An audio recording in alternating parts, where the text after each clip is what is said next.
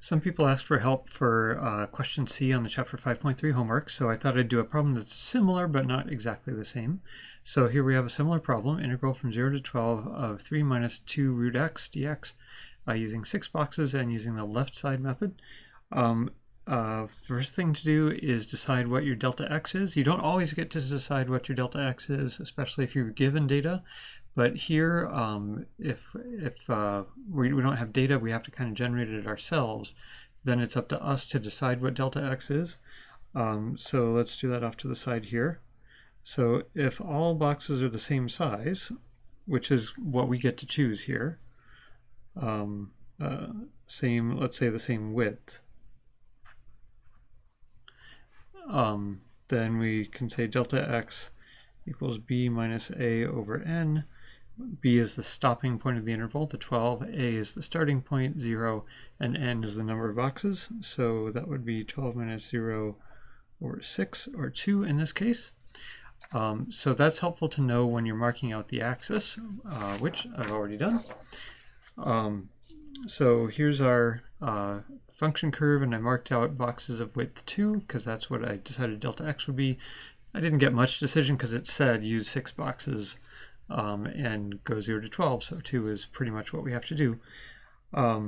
So that's my graph, and then I'm going to use the left method. So that means that the first box from 0 to 2 has a height equal to the function value at the left side of that interval, which is 3.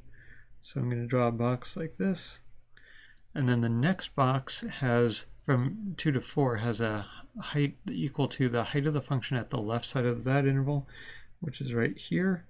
So it's going to go over here and down. And then the next box has a height equal to the height of the function at 4, which is now negative. So that box is going to go like that. Then the next box has a height of the function at x equals 6. So it has that height. And the next is at 8, like that. And the next is at 10. And then we're actually not using the function value at 12 because that's at the right end of the interval, and I'm only using the left end. But later in the homework problem, you would also use the right side method instead of the left. So just looking at this, presuming this is a good drawing, do you think the overall value of the integral will be positive or negative? In this case, it's kind of tricky to do an upper bound, lower bound guess. I guess you can do an upper bound, but it's going to be way too high compared to the real value. Lower bound, you could put another, put a rectangle down here.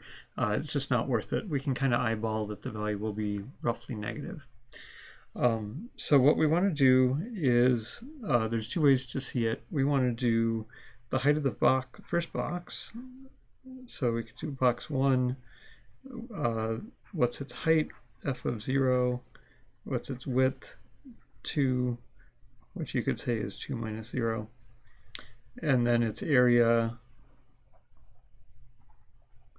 would be f of 0 times 2 minus 0. Let's try that again. Box 2, its height is f of 2, its width is 2 again, its area is f of 2 times 4 minus 2, etc. And you could plug in all those function values yourself, maybe using a graphing calculator or something. I would probably need that since we've got square roots of non-perfect squares going on here. Or you could, and then you would add all those up. So these individual box areas, so this is the area of this box. Add these up, and that gives your final answer.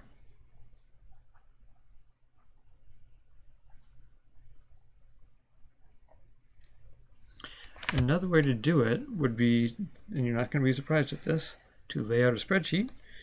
So you could say, what's my x value, what's my delta x. Sometimes I put delta x here, sometimes I put it over later. I usually like to have it here. The only reason I did delta x as a later column before was that I was really trying to emphasize f of x times delta x, just like f of x dx in the integrals. So you could do it either way.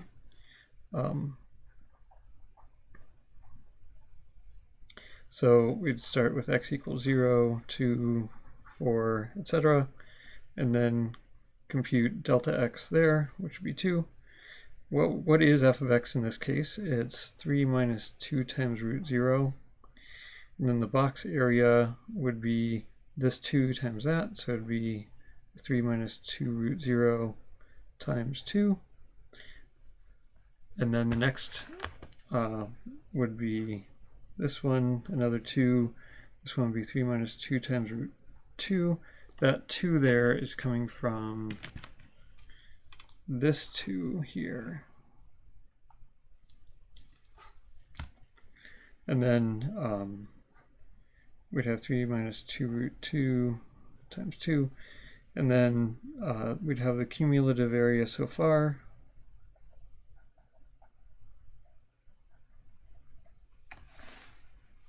And I would start that with just a plain 0. And then on the next row, I would say take the previous value so far and add. And then I would add that first box area, this one, right there. And then on this row, I would take this entire sum, just copy that, just say equals that row, that box above it, or that cell above it, plus this area right here, etc. And so you keep going here, and then you could take the sum of all these, which is what I said we would do up there. That's one way to do it.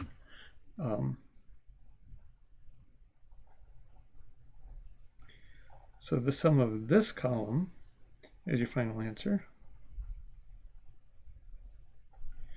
Or the box right here, this cell, is the final answer.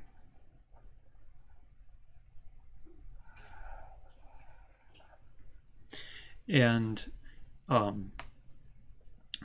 there's a temptation to sum this column of cumulative area so far, but so we'll say don't do equals sum on this column. Let's think about an analogy for why you shouldn't do that. Let's divide up a separate space here. Let's say you were keeping track of your expenses for the day, so at like 8 a.m. You bought a cup of coffee. Let's say it cost $2. And then let's say at 11:45 a.m. you bought a lunch, managed to spend only $5. And then at, I don't know, let's say 6 p.m. you bought dinner, and that was, let's say, $8. And if you kept track of your spending so far,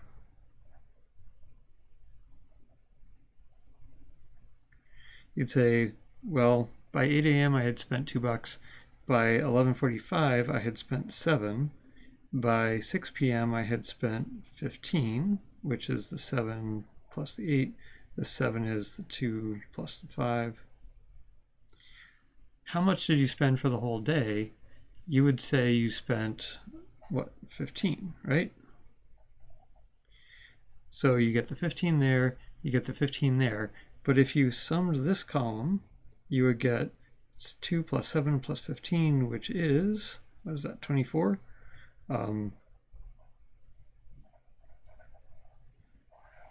Which is not your actual spending for the day. Here you've already summed it up as you went along, so 15 is the final answer.